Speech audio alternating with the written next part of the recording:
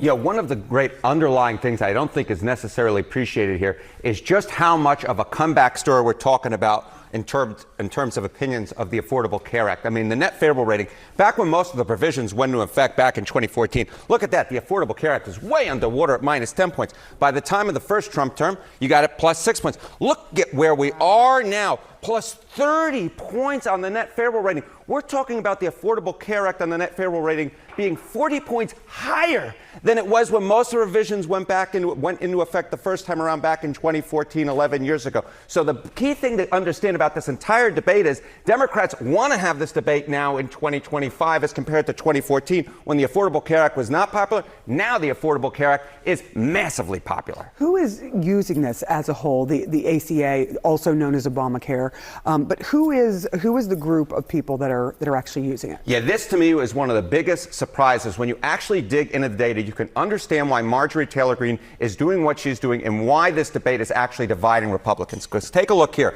Who are the ACA marketplace enrollees? Look at this. The plurality are actually Republicans. Republicans are more likely to use the marketplace than Democrats are at 45%. Democrats at 35%. Then you get independents at 20%. But the key nugget here is Republicans are more likely, in fact, to be the enrollees in the marketplace than Democrats are. And the majority of the enrollees, 57%, are in Republican-held congressional districts like Marjorie Taylor Greene's. So what we're seeing here is it's not actually Democrats who are the only ones who are taking advantage of Obamacare or the Affordable Care Act. There are a lot of Republicans, and the clear plurality of those who are the marketplace enrollees are actually Republicans, and the majority of them are actually in Republican-held districts. And that is why, Sarah, you're seeing this debate really divide Republicans and really unite Democrats. Yeah, it goes with the saying, all politics are local, and that really gives you that sense.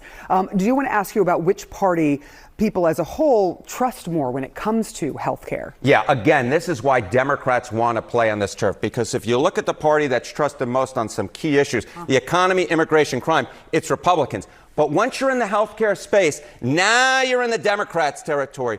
Democrats are favored by the public by a 10-point margin when it comes to healthcare. So when we're talking about healthcare, when we're talking about the Affordable Care Act, when we're talking about subsidies, these are all things that favor Democrats and divide Republicans. Democrats want this debate about the shutdown to be about healthcare and the Affordable Care Act because they feel like they're on winning terrain. When it shifts over to something else, that's more favorable to Republicans. But as long as it's about the Affordable Care Act and about healthcare, that is where Democrats say 2 thumbs up. And